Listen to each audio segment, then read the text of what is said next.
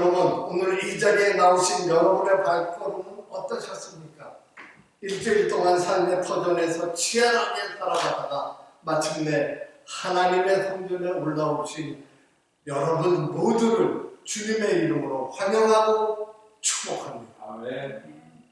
그런데 오늘 저는 여러분에게 조금은 솔직한 질문을 던지며 설교를 시작하려고 합니다.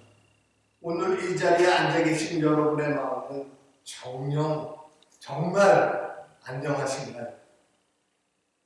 우리는 교회에 올 때 늘 밝은 모습을 보여야 한다는 무언의 압박을 받곤 합니다. 마주치는 성도들과 할렐루야, 은혜 받읍시다 인사를 나누지만 사실 우리 마음 한구석에는 말 못할 영적 피로감과 갈등이 자리 잡고 있을 때가 아주 많습니다. 예배의 간격이 탈환이 오래되었습니다. 찬양을 불러도 눈물이 나지 않고 기도를 하려고 앉아도 무슨 말을 해야 할지 몰라 멍하니 아니라 시계를 바라봅니다. 우리 주님이 맡긴 직분과 봉사는 가슴 벅찬 특권이 아니라 나를 짓누르는 거대한 숙제나 의무처럼 느껴집니다. 이런 상태가 지속되면 성도들은 마음속에 깊은 죄책감에 시달립니다. 그래도 내가 명색이 집사인데, 내가 권사인데, 내가 모태신앙인데 왜 이렇게 내 믿음은 바닥일까? 라며 스스로를 정죄하기 시작합니다. 그러다 보니 교회 오는 것 자체가 마음에 큰 짐이 되고 심한 경우 교회 생활을 잠시 쉬고 싶다는 생각까지 하게 됩니다. 오늘 예배를 드리러 나오신 여러분들 중에 혹시 이런 영적 침체와 지친 마음으로 간신히 자리를 지키고 계신 분이 있지는 않으십니까? 오늘 저는 여러분에게 더 열심히 기도하십시오. 믿음이 없어서 그렇습니다라는 무거운 책망을 하러 이 설교를 준비한 것이 아닙니다. 오히려 그동안 참 많이 수고하셨습니다. 참 고생 많으셨습니다. 라는 주님의 따뜻한 위로를 전하고 싶었습니다. 그리고 무엇보다 지금 낙심해 있는 바로 그 상태가 우리 주님이 여러분을 가장 간절히 기다리시는 때임을 말씀드리려고 말씀을 준비했습니다. 우리는 왜 구원을, 기쁨을, 십자가의 은혜를 받고 왔는데 그렇게 시작한 신앙생활이 지금 이제 와서 지치고 넘어지게 되는 것일까?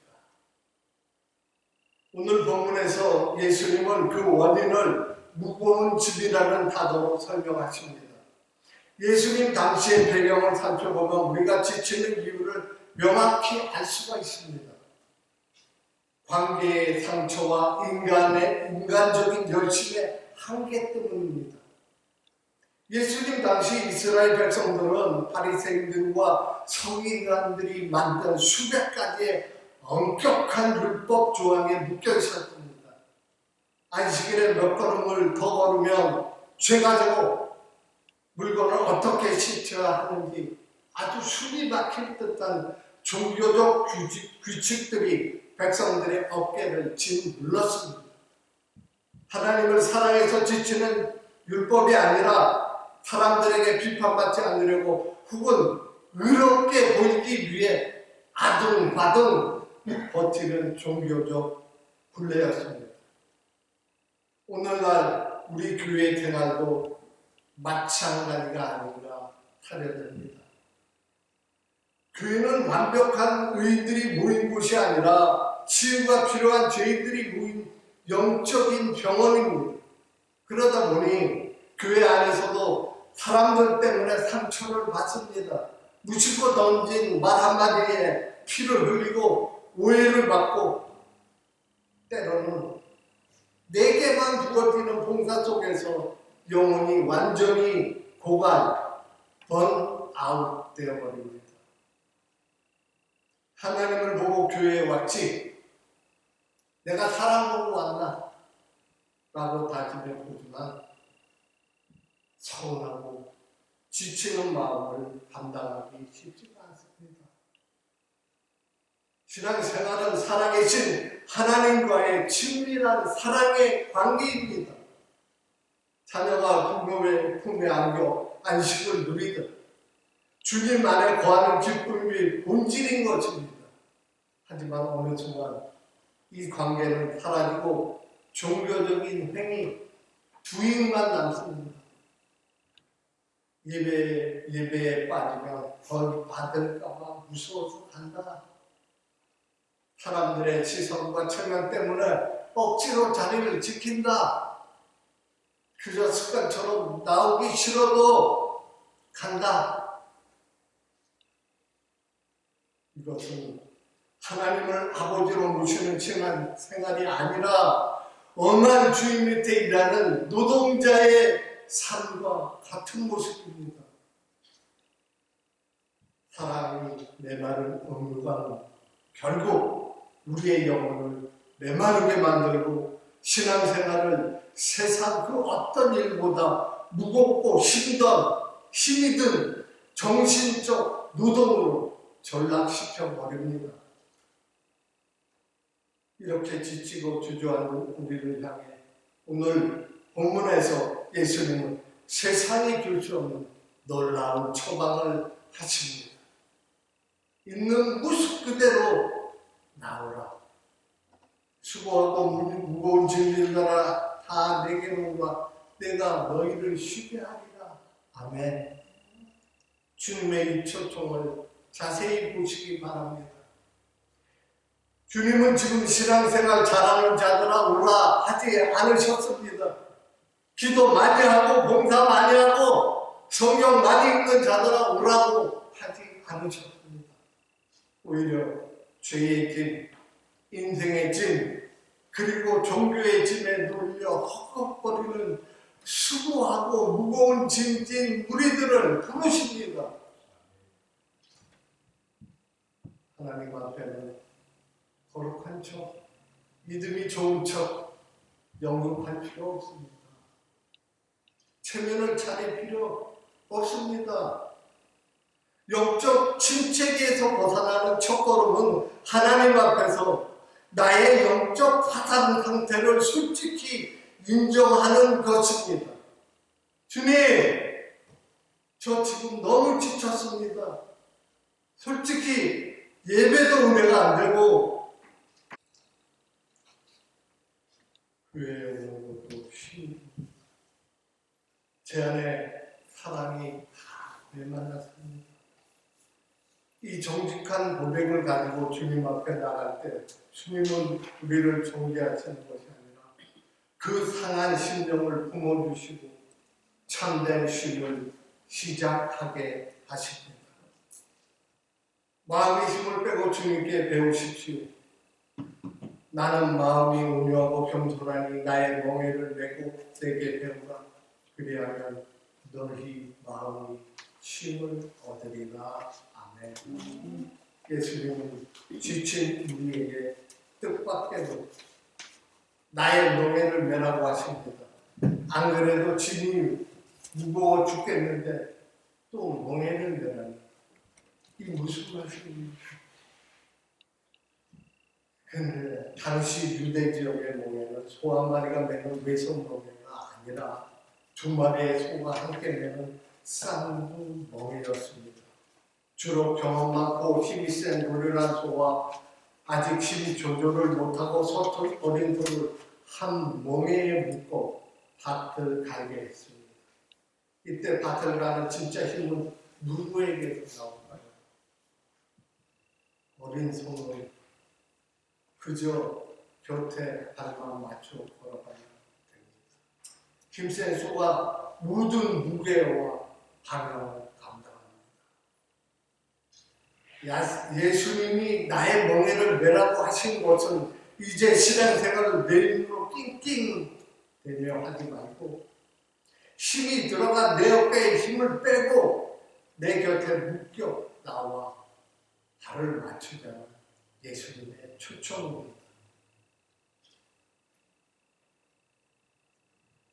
우리가 신앙생활을 하다가 지치는 이유는 자꾸 내가 예수님보다 앞서가려고 하거나 예수님이 지어주지도 않는 세상의 이목과 인간적인 욕심의 짐을 스스로 얹혀놓고 달리려고 하기 때문입니다.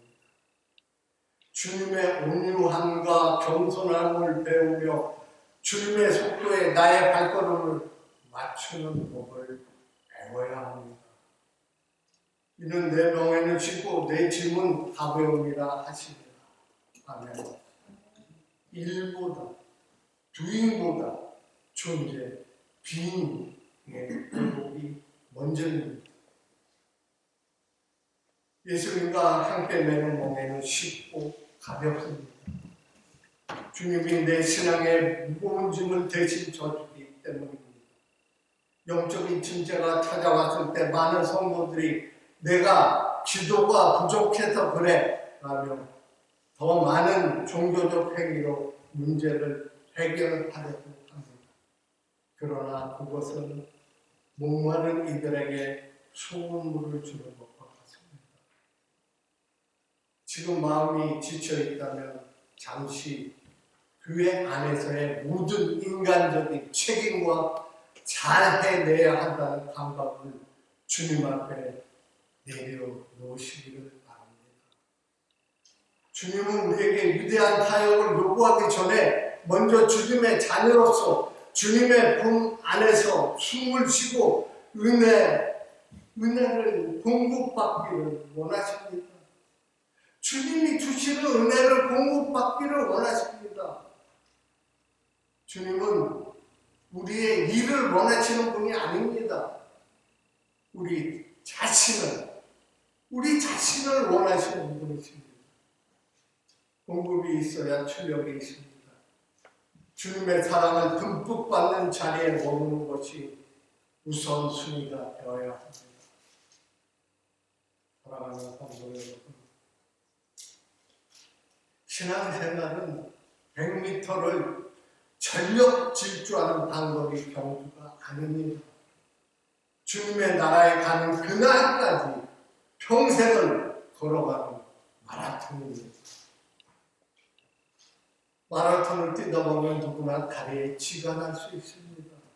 숨이 턱끝까지 차올라 주저앉아 엉엉 울고 싶을 때가 있습니다. 다른 사람들은 저만치 앞서가는데 나만 지쳐서 걷고 있는 것 같아 낙심될 때가 많습니다. 그러나 기억하십시오. 우리가 지쳐 주저앉아 있을 때 우리 주님은 멀리 앞서가시며 왜 안 오냐 재촉하시는 분이 아닙니다. 오히려 주저앉아 눈물을 흘리는 우리 곁으로 다가오셔서 우리의 거친 숨소리를 들으시며 눈물을 닦아주시고 다시 일어설 힘이 생길 때까지 묵묵히 곁을 지켜주시는 분이 우리 주님이십니다. 우리 예수님이십니다. 지금 신앙생활이 힘들고 영적으로 가물어지시면 그것은 여러분의 믿음이 없어서가 아니라 이제 내 힘을 빼고 주님의 은혜를 채울 때가 되었다는 주님의 사인인 것입니다. 이번 한 주간 무언가를 완벽하게 해내려는 모든 방법을 내려놓으시라. 예수님, 저 지쳤습니다. 저 좀 도와주세요. 라고 주님께 솔직하게 고백하면 그분의 가벼운 병의 곁에 그냥 머물러 주십시오. 머물러 있으십시오. 인생의 멈춤은 주님의 업데이트 사인입니다. 여러분, 우리가 매일 사용하는 스마트폰이나 컴퓨터를 쓰다 보면 가끔 화면이 딱 멈춰서 아무것도 작동하지 않을 때가 있습니다. 화면에는 그저 동글동글 돌기만 하는 로딩 마크가 뜹니다. 성격이 급한 우리는 이때 짜증이 납니다. 화면을 마구 두드려 보기도 하고 이것저것 버튼을 강제로 눌러보기도 합니다. 하지만 그렇게 할수록 기계는 더 모통이 됩니다. 그런데 가만히 보면 기계가 고장난 게 아니라 화면 밑에 이런 몇 개가 떠 있는 것을 보게 됩니다. 시스템 업데이트 중입니다. 전원을 끄지 말고 잠시만 기다려 주십시오. 스마트폰이 잠시 멈춘 이유는 망가졌기 때문이 아닙니다. 앞으로 더 좋은 기능을 발휘하고 악성 바이러스를 막아내기 위해 주인이 잠시 업데이트 단추를 눌렀기 때문입니다. 그 업데이트가 진행되는 동안에는 기계가 아무것도 하지 않고 가만히 멈춰 있어야 합니다. 내버려 두어야 합니다. 우리의 신앙생활도 이어갔습니다. 어느 날 갑자기 기도문이 딱 막힙니다. 예배의 간격이 사라집니다. 교회 생활이 예전처럼 활기차게 돌아가지 않을 때가 있습니다. 내 영혼이 꽉 막힌 모래밭을 걷는 것처럼 답답하고 멈춰선 것 같습니다. 그때 우리는 당황해서 어떻게든 화면을 두드리듯 발버둥을 쳐봅니다. 내가 헌신이 부족한가? 아니면 기도가 부족한가? 기도를 더 세게 해야 하나? 하며 자신을 들먹습니다. 하지만 그럴수록 영혼은 더 깊은 방전 상태로 들어갈 뿐입니다. 바로 그때가 우리 주 영혼의 업데이트 사인을 보내신 분입니다. 사랑하는 아들아, 사랑하는 아들아, 내 힘으로 분주하게 움직이던 너를 잠시만 멈춰봐. 지금 내가 일할 때가 아니라 내가 내 영혼을 고치고 새 은혜로 업데이트하고 있다. 그러니 불안해하지 말고 내 품에서 잠시 쉬어라. 성도 여러분, 지금 신앙생활이 멈춘 것 같고 답답하십니까? 그것은 여러분이 망가지거나 실패했다는 증거가 아닙니다. 오히려 하나님의 은혜가 내 영혼을 새롭게 리모델링하고 계시는 영적 업데이트 사인입니다. 내가 무언가를 하려고 애쓰는 속을 멈출 때, 그냥 남아 자리를 지킬 때 비로소 하나님의 일하심이 시작됩니다. 이스라엘은 알아채고 주님의 품 안에서 잠시 힘을 빼고 기다릴 줄 아는 지혜로운 우리 모두가 되시기를 주님의 이름으로 소원합니다. 아멘. 여러분의 메마른 심령 위에 하나님의 위로와 하늘의 참된 안식이 눈물처럼 단비처럼 임하게 되시기를 주님의 이름으로 간절히 축원합니다. 기도하시겠습니다.